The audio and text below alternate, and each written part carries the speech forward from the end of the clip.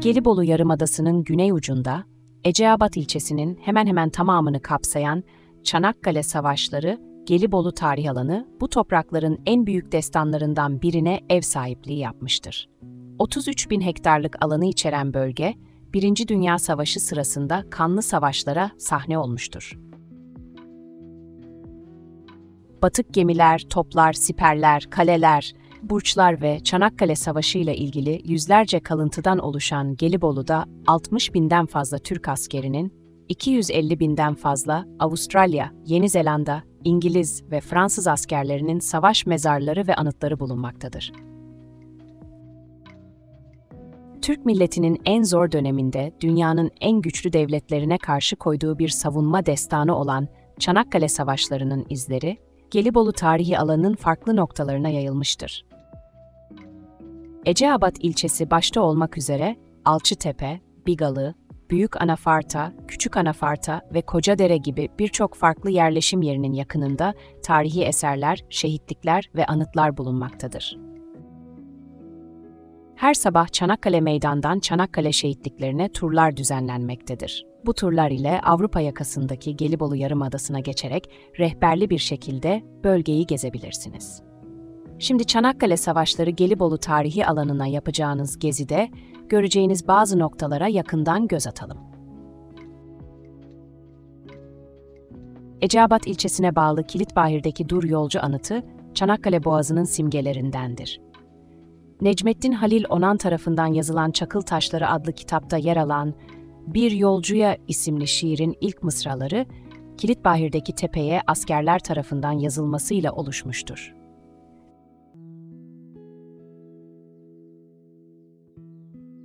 Denizin kilidi kalesi anlamına gelen Kilitbahir Kalesi, 1452 yılında inşa edilmiştir. Fatih Sultan Mehmet tarafından Boğaz'ın en dar yerine ve Çimenlik Kalesi'nin karşısına inşa edilen kale, Rumeli yakasında boğazların denetimini sağlamak amacıyla inşa edilmiştir. Günümüzde müzeye dönüştürülen kalede, genel itibariyle Osmanlı kale hayatı sergilenmektedir. Mecidiye Tabyası'nın deniz tarafında, yol kenarında yer alan Seyit Onbaşı heykeli, Seyit Onbaşı'nın kahramanlığını sembolize etmektedir.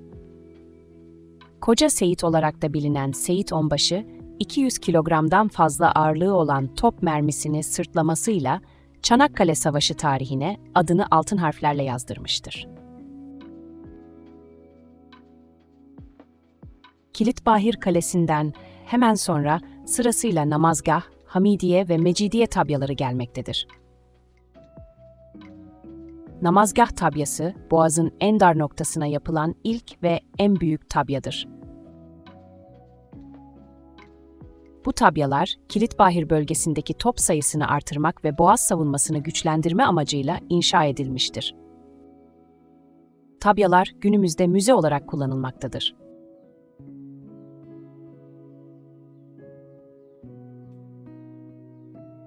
Gelibolu'da tespit edilebilen gerçek kabristanlardan biri olan Şahindere Şehitliği, muharebeler sırasında sargı yeri olarak kullanılmıştır. Tedavi gördükleri sırada şehit düşen askerlerimizin gömülmesiyle oluşan şehitlik, yukarıdan bakıldığında ay ve yıldız olarak tasarlanmıştır. Kayıtlara göre bu şehitlikte 2000'den fazla asker yatmaktadır.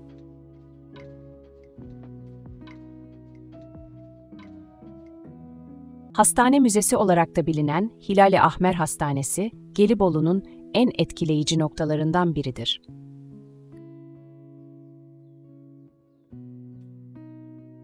Günümüzde canlandırma alanı olarak ziyaretçileri ağırlayan Hilal-i Ahmer, Çanakkale Muharebeleri sırasında birçok yaralı askerin tedavi gördüğü noktadır.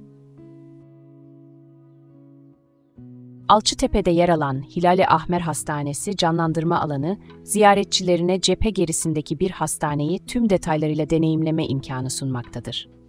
Müzede balmumu heykeller, tıbbi malzemeler ve ses efektleri bulunmaktadır.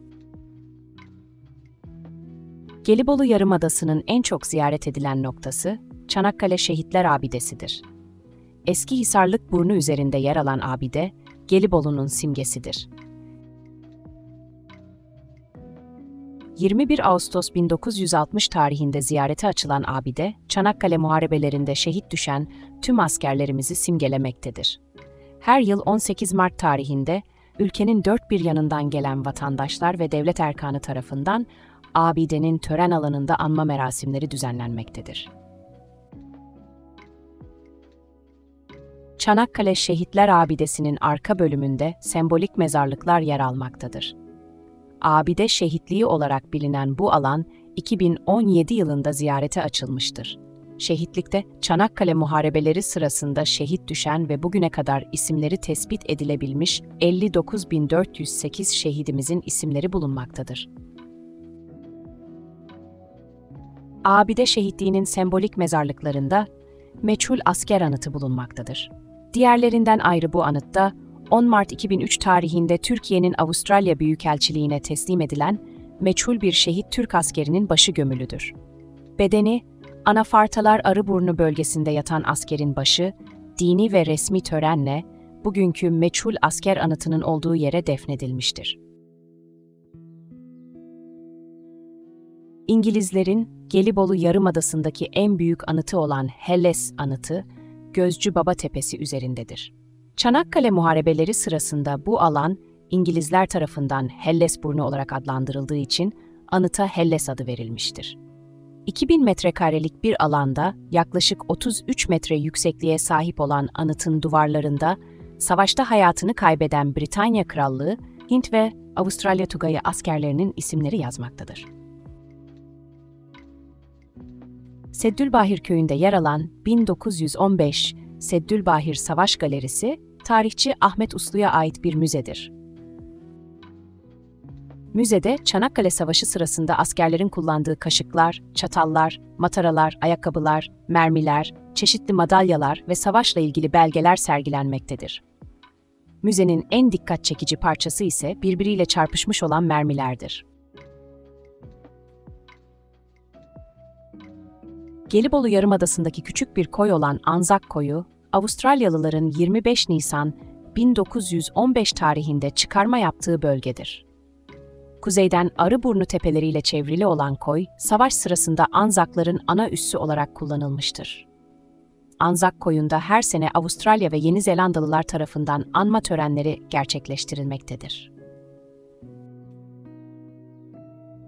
57. Piyade Alayı Şehitliği, Çanakkale Kara Savaşları'nın başlangıcı kabul edilen Anzak çıkarması ve sonrasında gerçekleşen muharebelerdeki başarısıyla bilinen Osmanlı ordusuna mensup askerlerden oluşan ve tamamı savaş sırasında yaşamını yitiren 57. Alaya ithafen yapılan anıt mezardır.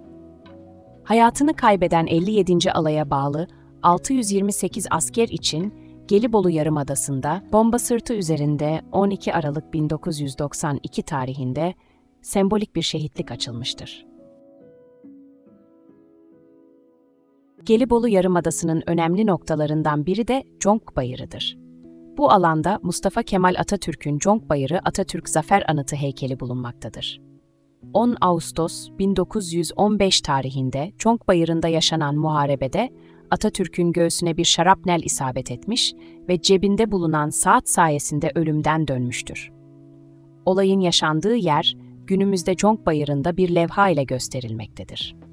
Tarihe, Conk Bayırı muharebeleri olarak geçen ve süngü taarruzlarının yaşandığı bölge, Çanakkale Savaşı'nın en kanlı çatışmalarına tanıklık etmiştir.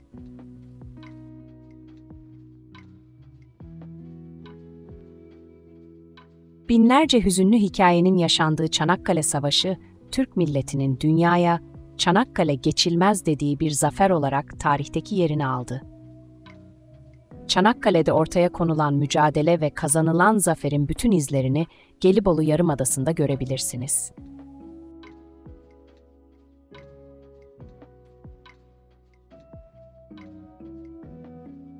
Tatil Anayla bir gezi videosunun daha sonuna geldik. Videoyu beğendiyseniz like atmayı ve kanala abone olmayı unutmayın. Bir sonraki gezide görüşmek üzere.